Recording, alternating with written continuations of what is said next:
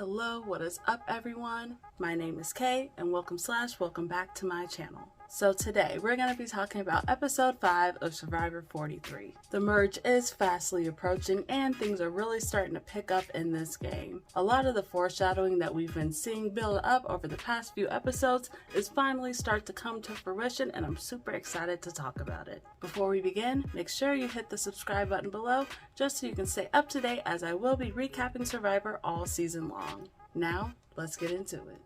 So, as per usual, we're going to start this episode off with the Coco Tribe coming back after last tribal council. Right off the bat, there's some pretty awkward tension between Cassidy, Riot, and Gio. Cassidy's pissed off because somebody voted her out last tribal, which is totally understandable. Thankfully, Gio stands up and admits that he was the one to vote out Cassidy, which honestly I think was probably the smart move to make. There's only 5 people left on that tribe, so there's really nowhere to hide. You might as well admit your vote. I think the show has really been setting up the split between Ryan and Gio for quite some time now. In episode 1, we saw them grow really close and become allies, but I feel like every single episode since then, I've heard somebody talk about how they want to split those two up, especially Karla. I'm honestly still surprised they weren't targeted last episode and that it was Lindsay instead. Meanwhile, over at the Baka camp, we get some immediate drama there as we see Jeanine and Elie stumble upon the Beware advantage. Now,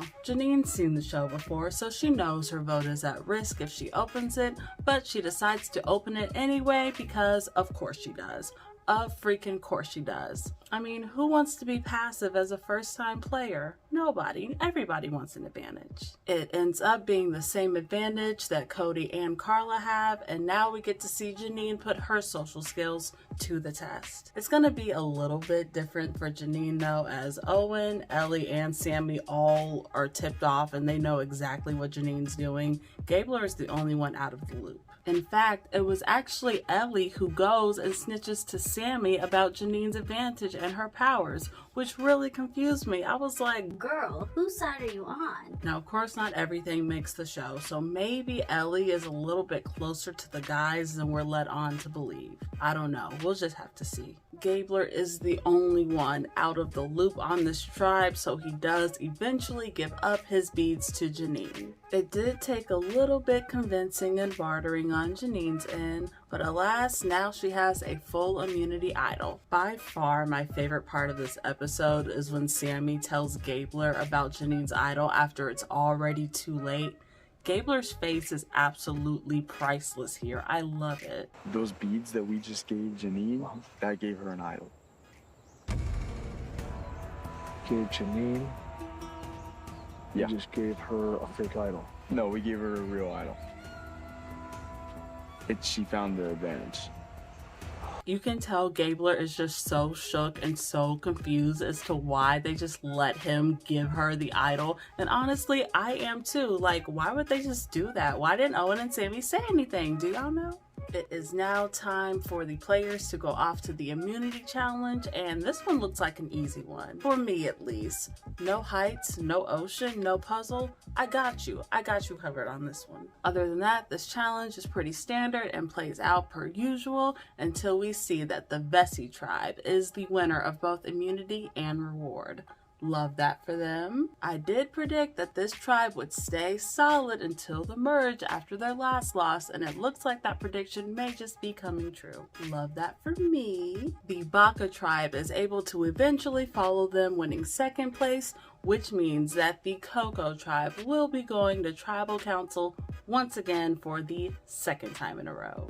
Damn. At first, I'm feeling kind of bad for the Coco tribe, I must admit, until later on when we see that Ryan actually admits to throwing the freaking challenge. Like, what? I'm really hoping that this isn't true. Like, I'm kind of hoping that Ryan just made this up because he didn't want to admit to being a loser and being the one that lost for the tribe, so he just said he threw it on purpose, you know? I don't know. I just refuse to believe that this man's gameplay is this bad. Don't get me wrong. I know that people have thrown challenges to get specific people out of the tribe before. I know that it's happened successfully. But normally when that happens, most of the tribe agrees to it so that it's a unified move.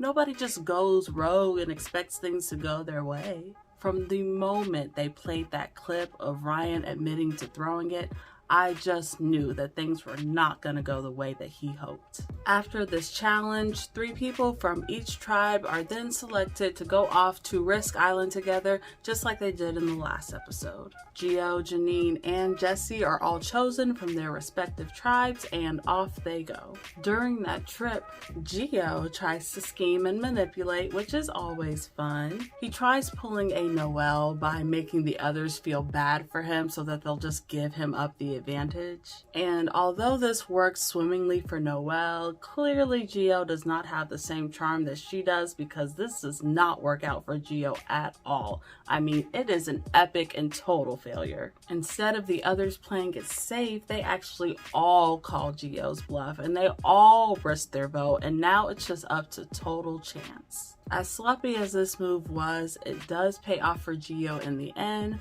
When they return to camp, we see that Gio is actually the one who won the advantage. Gio decides to lie to his entire tribe by saying that he doesn't have any sort of advantage, which I honestly thought was the smart move to make. But then he goes to Karla. Freaking Karla, who is probably the most cutthroat player on that tribe, and he reveals his advantage to her. Why? Why are people so eager to just admit their advantages and idols and everything to the other players? Like, you don't have to do that. You really don't have to. Snitching on yourself got a lot of people in trouble last season, and I wouldn't be surprised if it happens again this season. Gio's advantage ends up being knowledge is power, which we've seen before. It basically allows you to steal an advantage or idol from any player if you ask. And even though this is supposed to be an advantage, it's actually gonna hurt Gio even more, because now his threat level is twice as big as it was before, and now Karla really wants him out of there. You know, that Karla and James really seem to be running things over at Camp Coco. They've both been able to successfully play the middle, and they can pretty much choose whoever they want to go home. Karla does seem like more of the leader though, which it's not always great to be on the top in a game like this. So we'll just have to see what she does after the merge. The Coco Tribe then goes off to Tribal Council, where things are pretty standard. I mean, I think the show has done a pretty decent job at foreshadowing whose head is on the chopping block in this tribe. When we get to the votes, we see that Gio is the one who is ultimately voted out. I think that voting out Gio was probably the right move to make here. I mean, Gio seems to be a much more active player than Cassidy. Plus, him and Ryan together make for a pretty powerful duo, so I would definitely be targeting them, especially if I was Karla. So, of course, I'm interested to know, what did you all think of this episode? Do you think that voting out Gio was the right call to make, or do you think it should have been someone else instead? Let me know in the comments below. It looks like we have the merge coming up in the next episode, which of course is always exciting. I feel like the last few episodes have been a little bit predictable, so hopefully the pace picks up after this. It's also almost time to start making winner predictions too, which I am usually very terrible at, so that should be fun. I'm really excited for the merge and to finish watching the rest of the season with you all. I'll talk to y'all next time, but until then, peace.